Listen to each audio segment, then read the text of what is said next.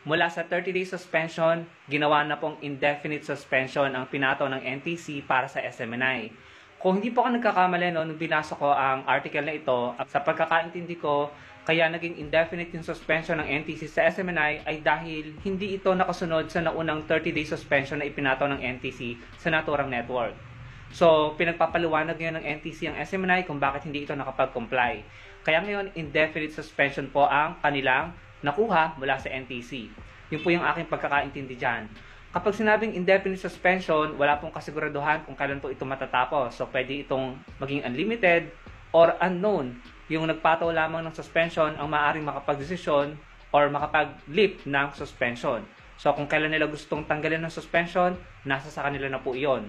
Para po sa akin, mas masaklap ito, no? Kasi mas matagal, no? Pwedeng mas tumagal or pwedeng hindi na makabalik sa television ng SMNI.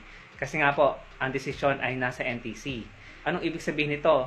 Kung hindi na po sila makakabalik sa SMNI, tapos yung mga platform nila na naban dati, no, na suspended, yung platform nila sa FB, kung di ako nagkakamali, sa YT at sa iba pang website, no, na-suspend or naban, kapag yung po ay nawala pa, tapos hindi na sila makabalik sa television, mawawala na po sila ng platform para sa ginagawa nilang pagbabalita. So, kung ako po sa SMNI at saka sa mga DDS na sumusuporta sa SMNI, mas maaari na makipagtulungan, makipag-cooperate sila sa authority like NTC para makita ng authority ng NTC, no, na willing silang maayos ang problema.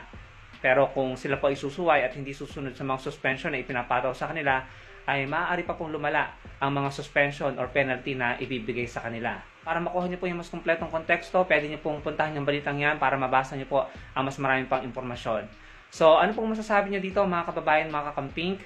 Deserve po ba ng SMNI na mabigyan ng indefinite suspension or walang kasiguraduhan kung kailan sila makakabalik?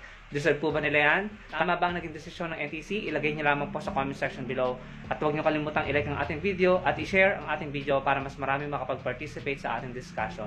Maraming pong salamat.